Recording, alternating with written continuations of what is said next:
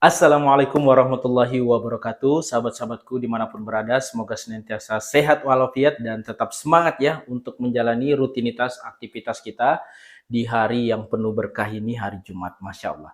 Alhamdulillah, salah satu kesyukuran kita yang patut kita syukuri kepada Allah Subhanahu wa Ta'ala, sampai hari ini kita masih diberikan kenikmatan iman, Masya Allah.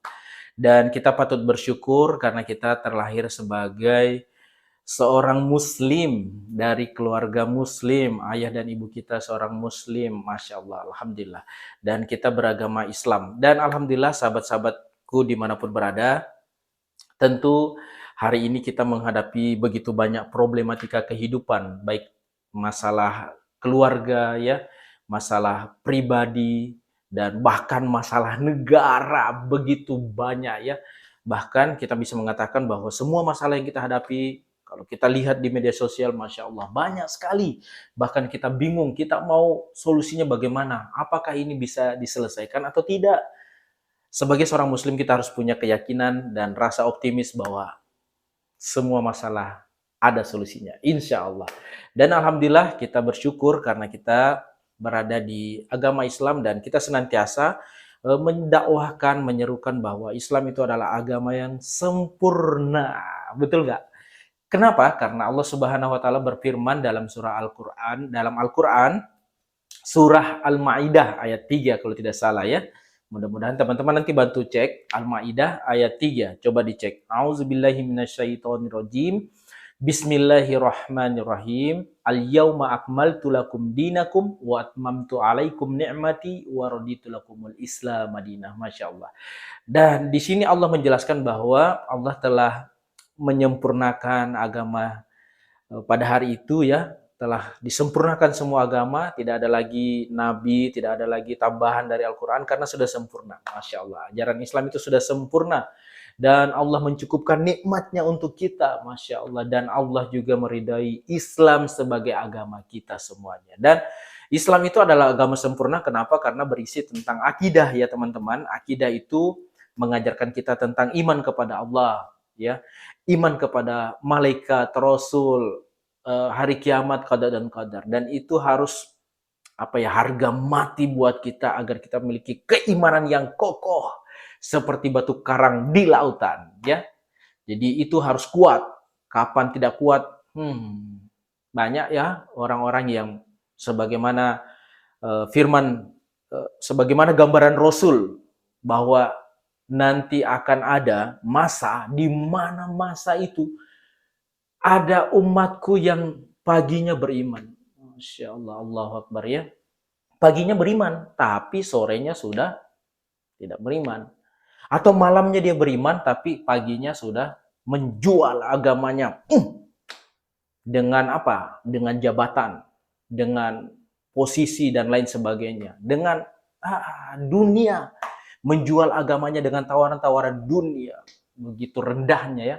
Itu karena apa? Karena keimanan dan akidahnya masih sangat lemah. Oleh karena itu, memang ujian kita sangat berat. Yang pertama ujian keimanan, yang kedua ujian kenikmatan dunia. Dan banyak yang tidak selamat dari ujian kenikmatan dunia ini. Hanya karena jabatan, posisi, mereka mau menjual agamanya. Ya, semoga kita tidak termasuk orang-orang yang seperti itu hingga akhir ayat kita nanti. Amin ya rabbal alamin. Karena apa? Karena yang menentukan kita nanti itu adalah akhir kehidupan kita. Ada orang yang beriman, tapi di akhir kehidupannya dia menjual agamanya. Tapi ada orang yang mungkin kita anggap bejat, jahat, tapi di ujung kehidupannya dia mengucapkan asyhadu alla ilaha illallah wa asyhadu anna Muhammad Rasulullah. Masya Allah. Dan Islam itu juga berisi tentang selain akidah juga syariah teman-teman.